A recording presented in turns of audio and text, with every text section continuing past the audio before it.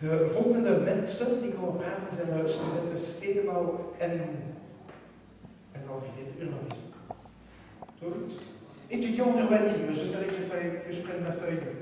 Voilà, en ruimtelijke planning, daar is het. Stedenbouw en ruimtelijke planning, 3 posters, ze gaan over komen praten. Projecten uit het buitenland onder andere. Je kan straks ook komen kijken, het is echt heel interessant en er worden ook vragen beantwoord. Donc, présentation des étudiants du Erasmus Hogeschool en Urbanisme, qui donc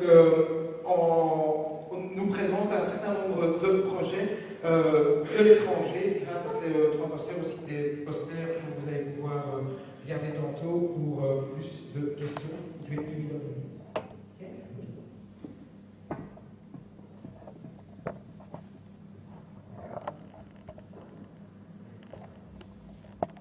Bonsoir.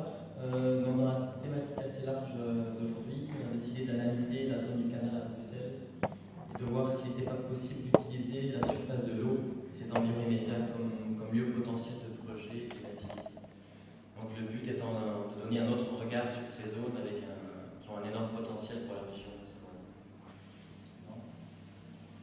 Donc nous avons identifié 7 différentes séquences le long du canal, comme on peut voir sur le plan. Et en fonction des caractéristiques et des besoins de chaque séquence, nous avons développé une stratégie de développement. Je vais vous développer rapidement 4 stratégies illustrées d'exemples. Donc la première séquence, c'est la séquence de Web, avec son environnement très végétalisé, cette péniche.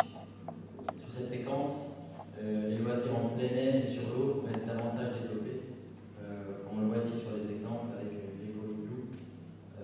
où on peut passer un week-end sur l'eau ou la piscine sur la spree à Berlin.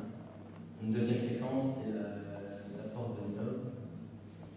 La porte de Ninob est son nœud de circulation, une véritable barrière pour les piétons et les vélos actuellement.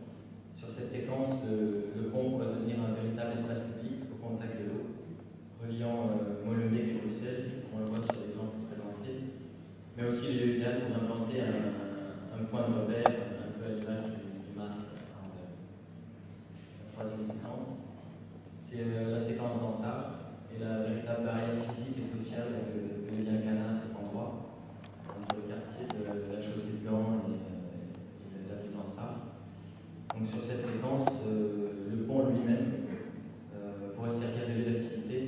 On le voit sur les exemples présentés, il devient un vrai trait d'union entre les deux quartiers. Et rapidement la dernière zone, qui est la zone Tourin Taxi, qui est en pleine mutation entre les bâtiments Tourin Taxi même et tous les dépôts de matériaux qu'on trouve le long du canal. Sur cette séquence, la thématique événementielle qui est déjà un peu présente pourrait être renforcée sur l'eau et pourrait être développée par l'aménagement des berges et par l'implantation d'activités festives sur l'eau, comme illustre ce bateau concert sur la Seine à Paris.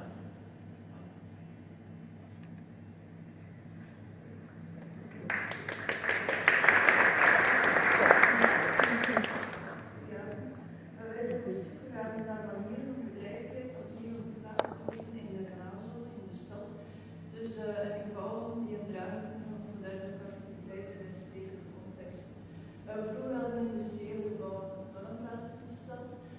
Omwille van verschillende redenen zijn die naar de periferie verhuisd.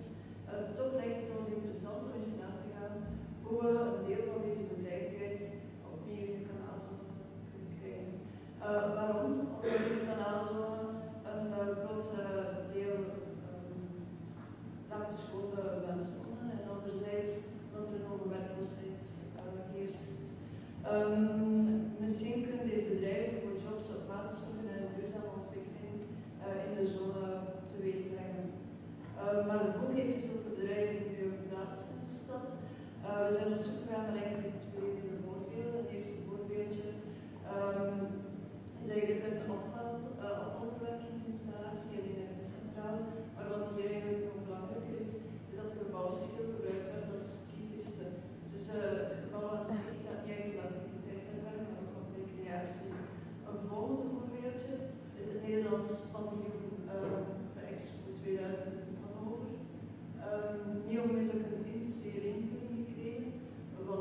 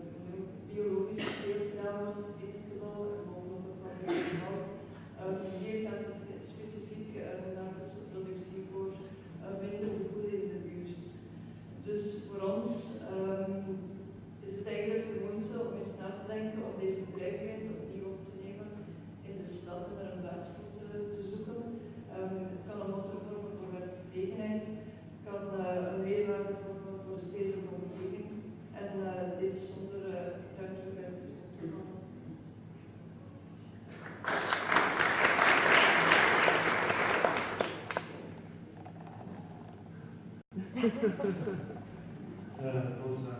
C'est un peu mal foutu. En fait, l'idée c'est de débuter avec un film très chouette qui est le projet qui s'appelle RIF et sur le site web RIF.be. Un film très romantique, je dirais, qui propose tout un quartier nouveau avec, ouais, c'est en fait un petit Venise, je crois. Et pour notre équipe, c'était un peu le point de départ de dire, bon voilà, Bruxelles a-t-il vraiment besoin de ce type d'imagination? Faut-il pas mieux travailler sur ce qui existe déjà? On sait à Bruxelles, il y a énormément d'espaces vides, 15 000 bâtiments, aussi des espaces de bureaux, 1 million, 2 millions de mètres carrés vides. Et voilà, ici dans la zone du canal, on a fait un repérage des bâtiments industriels qui, selon nous, ont beaucoup de potentialité. Et on a fait une analyse qui départ de 4 perspectives. D'abord, les habitants. Voici 2 projets, un à LA, ça c'est à gauche. Ce qui est intéressant là, c'est aussi un projet qui a débuté d'un garage, en fait, ou un entrepôt de voitures, mais qui, durant 15 ans, vraiment